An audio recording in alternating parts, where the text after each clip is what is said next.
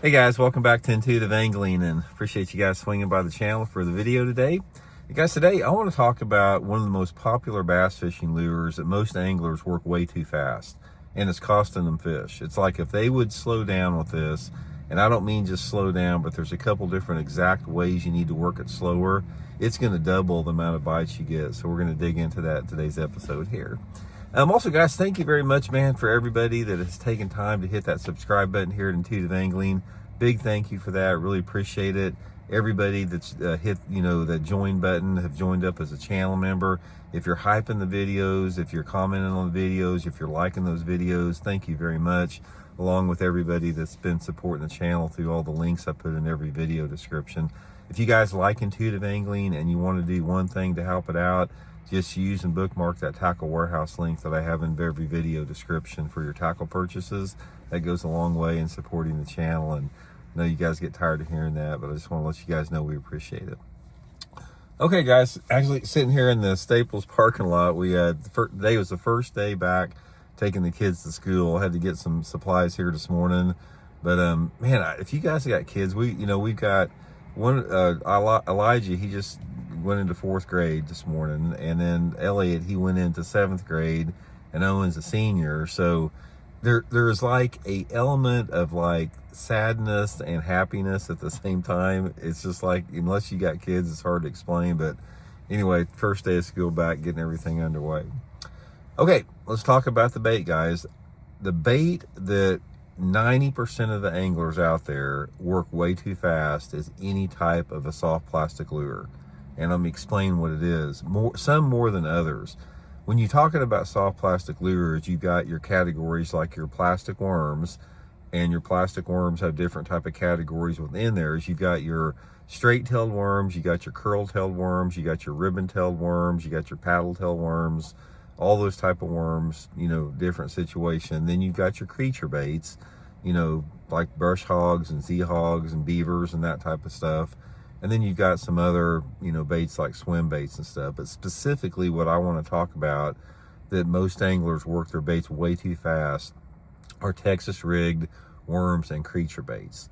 Okay, now one of the things that got me on this, one of the reasons I was working my bait I realized years ago I was working my bait too fast. This has been, 30 years ago. There's a couple different tournaments.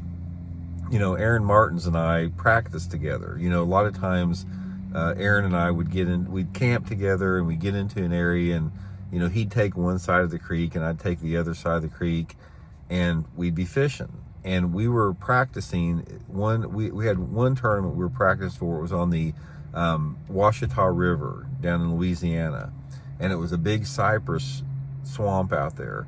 And so Aaron was taking one side of the cypress row, and I was about probably 50 yards over on the other side, working my way down another row, and we were going to try to cover this big swamp and see how many fish were in there.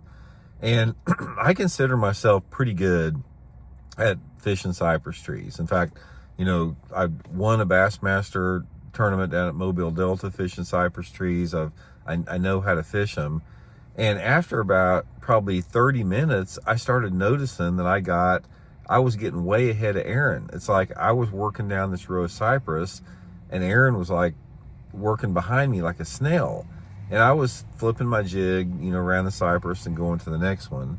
And then we met up a couple minutes later, and I said, "Man, I've only had one bite." And he goes, "I've had about 10 bites.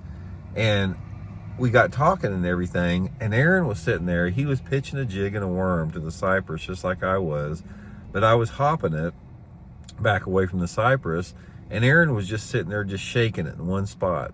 So I got watching him. He'd pitch it in there, he'd just shake it like that without moving his rod handle, then stop, shake it a little bit like that and stop.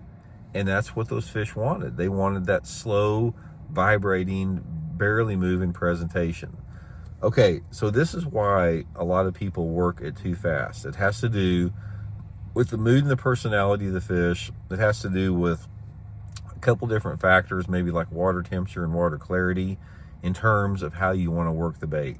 Now, if the bass is aggressive, let's say, for example, you got really conducive conditions. Maybe you got southerly airflow, maybe it's humid, maybe there's front on the way, maybe it's a little bit windy. In that situation, a lot of times you can pitch it out there and you can hop it 3 or 4 times and reel it in and make another pitch, and you can catch some good fish, and you can catch a lot of fish.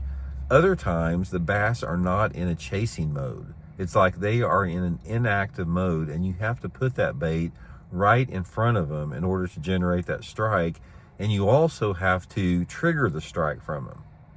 A lot of times, the triggering of that strike occurs in different ways. Sometimes it's the hop, sometimes it's sitting there shaking it, and sometimes, and this is one of the gists I want to leave in the video here, sometimes it is dead sticking. Now, dead sticking is a technique that not very many people practice. Probably one of the most famous dead stickers that ever existed in tournament fishing was Peter Thelaveros, who was a top pro back in the 90s. And Pete was from Florida, and a lot of Florida anglers understand how effective dead sticking is. And dead sticking is when you throw your Texas rig out there, you let it hit the bottom, and you just set, and you don't move it. You just leave it there 10, 15, 20, 30, sometimes a minute without even moving it. And then all of a sudden your bait will start swimming off. Now, how I realized this was effective, but I never picked up on it as much, is I've had probably, I don't know, it's probably happened to me 25 times in my career where I've made a cast and then maybe I was distracted and I had to set my rod down and I had to get something out of the back of the boat, or maybe I was picking out a backlash on my reel, or I was somebody in the back of the boat caught a fish and I went back there to help them get the fish or something, and then I picked up my rod and a fish was moving out with it and I hadn't even moved the bait whatsoever. That got me realizing the key to slowing down sometimes that you have to have. Sometimes you have to slow down to no movement, dead sticking, and sometimes you sit there and you have to shake it in one spot. Okay, now the hardest thing about this is, how do you know when to do that? This is about the only way that I've been able to do it, and that is when you know you're around a bunch of fish. Slowing down and dead sticking or shaking in one spot is extremely difficult to do if you're looking for fish. In fact, I don't recommend it. So here's when I want to slow down, where I just sit there and just shake it in one spot, or when I even dead stick it. Number one, I'm getting some bites and I know there's fish in this area. So say I'm just working my Texas rig, hopping it or jig or whatever like I normally do, and I'm catching a few fish. That gives me confidence to slow down or dead stick because I know there's bass using that area. The second with that is if you're throwing around a specific target.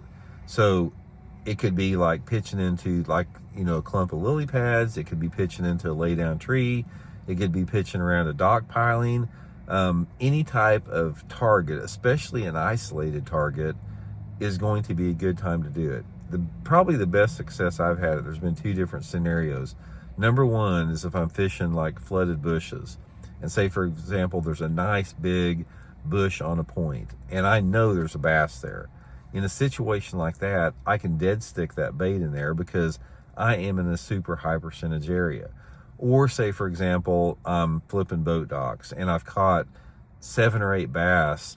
Say I was flipping the corner piling on the closest part of the dock to the bank, and I've caught 5 or 6 fish on the same piling on different docks. Then I know these fish are using that particular piling, or the piling's very close to that, so I can pitch that worm in there and I can dead stick it or just hold it in one spot. So there's 2 different ways that I do it. I shake it in one spot and I dead stick it. The times that I dead stick it is if I'm fishing around a visible target where I know there's fish there. The times that I shake it in one spot is if I'm on a bank that does not have a lot of cover on it and I know there's some fish there. So a prime example would be fishing riprap bank. I've been in a lot of situations where I'm catching a lot of fish on a riprap bank and I know the fish are there.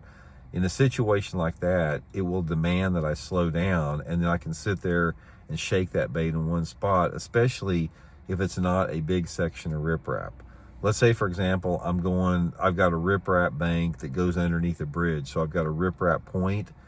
that it'd be a perfect place to do it. I could take like a shaky head worm or a Texas rig, and I could work like a snail, like throw it out there, shake it in one spot for maybe 10 seconds, 10 seconds more, reel it in, cast 4 or 5 feet away from it and shake it again.